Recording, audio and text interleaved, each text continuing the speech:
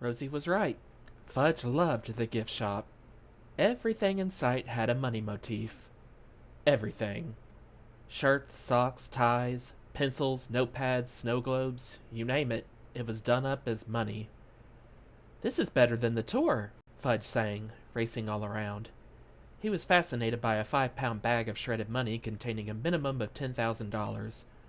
You could buy it for $45. Pete, look! $10,000, all in one little bag. Yeah, but it's shredded, so it's totally useless. I could try to glue it back together. Then we could buy every toy in the world. Even if you could glue it back together, it'd be counterfeit, I told him. If you tried to use it, you'd go to jail. Anyway, Dad said, $45 is way too much to spend. How about a $5 bag instead? The clerk suggested, holding one up. Fudge liked that idea. I'll get one for me and one for Richie. Richie Richest doesn't need shredded money, I told him. How about you, Pete? I don't need it either. I don't even want it. Okay, fine, Fudge said. Then I'll just get a bag for me. While Dad was paying, Fudge tore around the shop. How about this tie? He shouted. I have to have this tie. Mom, please, can I have this money tie? Mom hustled over to him. What are you going to do with a tie? Wear it, Fudge said. Please, Mom. Pretty please with pistachio nuts on top? All right, Mom gave in. But that's it. What about Tootsie? Fudge said. Tootsie doesn't need anything from this shop, Mom said. She doesn't understand about money. Yet, Fudge said. Then he took off again, laughing like a lunatic. I turned to Mom and Dad. So, you think he's cured now? They looked at me like I was the lunatic. Then Dad said, let's just get out of here. While we were collecting our things, Fudge raced back across the gift shop. Dad, he said, that guy's staring you out. What guy? Dad asked. That one, Fudge said, pointing across the shop. Don't point, Mom told Fudge. It's not polite. Then how will Dad know which guy I mean? Good question, I said. It's pretty crowded in here. Peter, please, Mom said, shaking her head. Then she turned to Fudge. You can describe him instead of pointing. Okay, Fudge said. That guy who kinda looks like you is staring you out, Dad. It's not staring you out, I told Fudge for the 20th time at least. It's staring at you. Now some guy came across the room and walked right up to Dad. He was big, taller and heavier than Dad. His voice boomed through the room. You have the Hatcher jaw and the Hatcher eyes, and if I didn't know better, I'd swear you must be a Hatcher. He stuck out his hand and introduced himself. Howard Hatcher of Honolulu, Hawaii. For a minute, Dad looked blank. Then he did a double take. No, he said, it can't be. Are you telling me you're Cousin Howie Hatcher? None other. And you're Cousin Tubby, aren't you? Cousin Tubby? Fudge said. I was thinking exactly the same thing, but I don't always say what I'm thinking, the way Fudge does. I'm known as Warren now, Dad told Cousin Howie. Cousin Howie gave Dad a friendly punch in the shoulder. Lost a few pounds since we last met, huh? You were a real butterball in those days. He laughed. A big tub of lard. Dad sucked in his gut and stood up really straight. You got to work out, Tub, Howie said, sticking his finger in Dad's gut, like Dad was the Pillsbury Doughboy. I do work out, Howie. Dad got a funny look on his face then, like he suddenly wished he had told this guy he must be mistaken. Like he had no long-lost cousin named Howie. Well, maybe you got to work harder, Cousin Howie said. Run a marathon or two. That struck me as weird, because Dad was a lot less flabby-looking than Cousin Howie, who had shifted his focus to Fudge and me. I stood up straight, shoulders back, stomach tight. See, that's why we used to call him Tubby, Cousin Howie said, as if we didn't get it by now. So, Tub, these handsome boys belong to you? Dad said, yes, this is my family, my wife, Anne. Cousin Howie kissed Mom's hand. So, you're the little lady who stole Tubby's heart. Mom looked like she might puke. And these are my sons, Dad said. Peter and Fudge. Fudge, Cousin Howie said. Now there's a name. Actually, it's Farley Drexel, Dad said. We just call him Fudge. Farley Drexel. Cousin Howie's voice was so loud I backed away. What a coincidence. Fudge pulled me aside. What's a coincidence? He asked. It's like when something just happens, something you didn't expect. We didn't expect Cousin Howie, did we? No, I told him. We definitely didn't expect Cousin Howie, but he's more of a surprise than a coincidence. Cousin Howie wasn't alone. He introduced us to his wife, Eudora, a chunky woman with freckles, a doll's mouth, and straw-colored hair. Sweetheart, he said, I want you to meet my long-lost cousin, Tubby Hatcher. Warren, Dad said with a tight smile on his face. Right you are, Cousin Howie said. You keep reminding me, and eventually I'll remember. Dad took a deep breath while Eudora gushed. I've heard so much about you over the years, Tubby. Warren, Dad said again. My name is Warren. Oh, of course, she said, laughing. You wouldn't go by your boyhood nickname anymore, would you? I mean, imagine a grown man called Tubby. That would be embarrassing, wouldn't it? Actually, Dad told her, Howie is the only person who ever called me Tubby. Is that right? Howie said. And I always thought everybody called you Tubby. Eudora smiled sweetly and told Dad, What a shame you lost touch when Howie's family moved to Hawaii. I know how much Howie's missed you. After that, she took Mom's hand and said, I feel as if we're personally connected, don't you? Before Mom had a chance to answer, before she could say, Why no, I don't feel personally connected at all. Why would anyone in her right mind feel personally connected to you and Cousin Howie? Eudora gushed. This is just so wonderful. We didn't think we had any family left, and to find you this way, out of the blue. She pulled Mom close and hugged her until Mom was practically gasping for breath. Mom looked to Dad for guidance when suddenly Fudge said, It's a real coincidence. Eudora looked surprised. Why yes, it is. A real coincidence.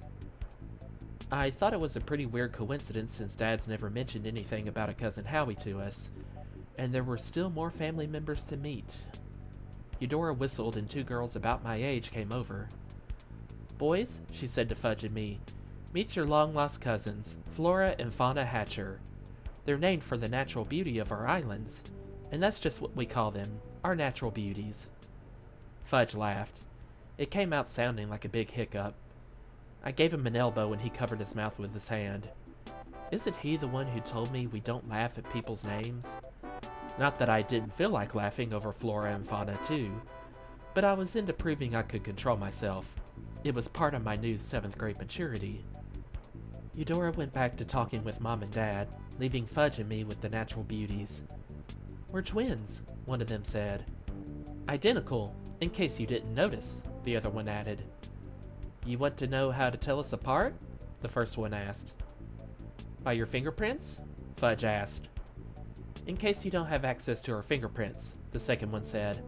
I'm Flora, and I have a scar on my chin. She stuck out her chin and pointed underneath to her scar. See? Then the other one said, I'm Fauna, and I have a brown dot in my right eye, but you have to look really close to see it. Who'd want to? I was thinking as Fudge stood on tiptoe and peered into Fauna's right eye.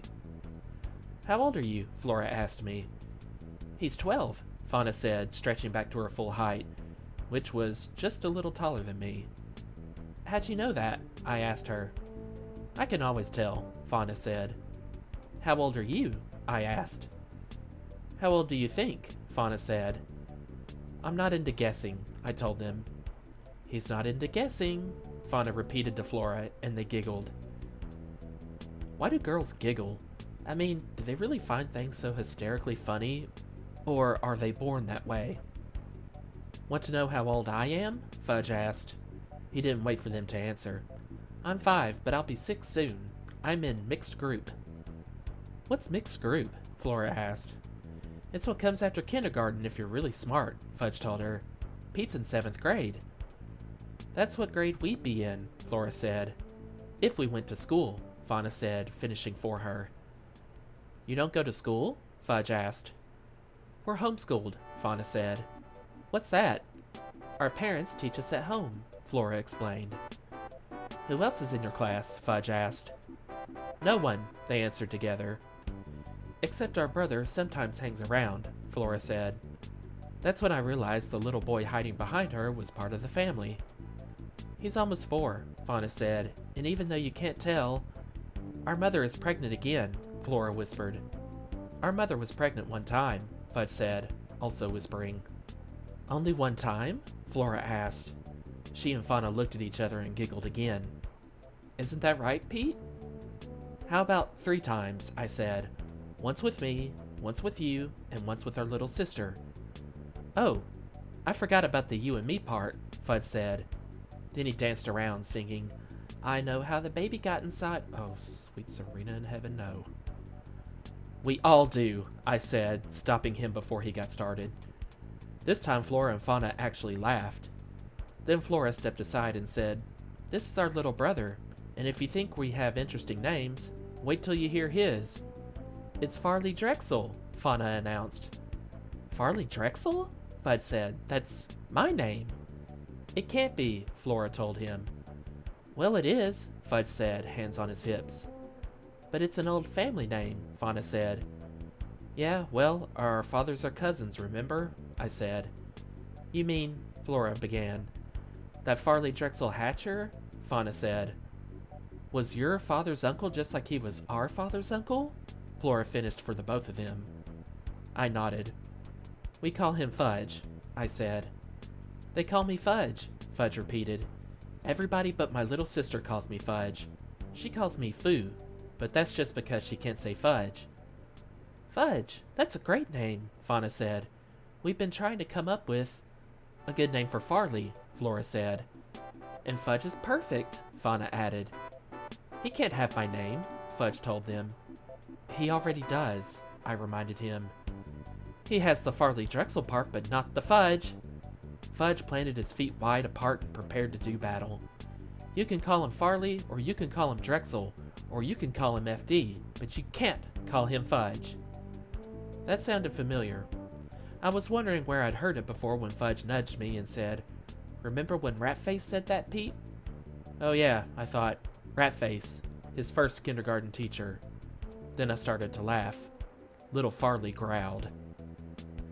My name belongs to me, Fudge told them, in case there was any doubt. I own it. You can't own a name, Flora said. Can too, Fudge insisted.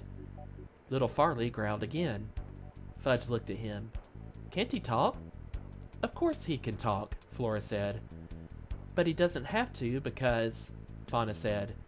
We say everything for him, Flora finished the sentence. Having a conversation with the natural beauties was like watching 2 guys playing a video game. You got dizzy from trying to follow it.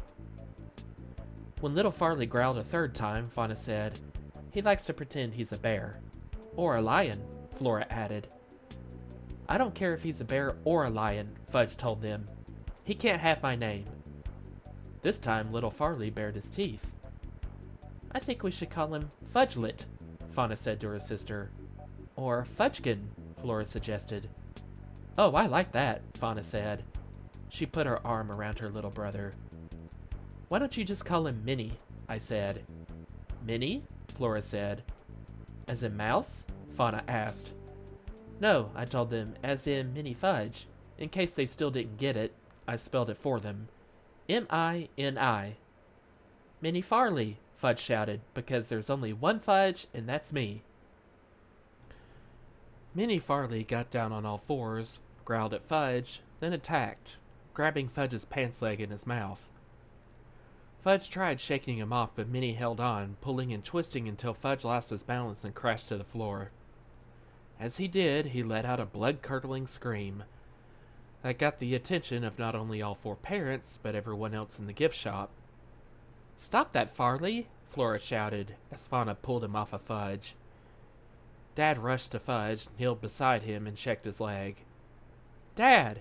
Fudge cried. Tell them they can't steal my name. Nobody's stealing your name, Dad said, trying to soothe him. Promise? Fudge asked, wiping his nose with his sleeve. Actually, Fauna said, we're just borrowing it. No fair, Fudge said. You have to ask if you want to borrow something, right, Dad? That's usually how it's done, Dad agreed.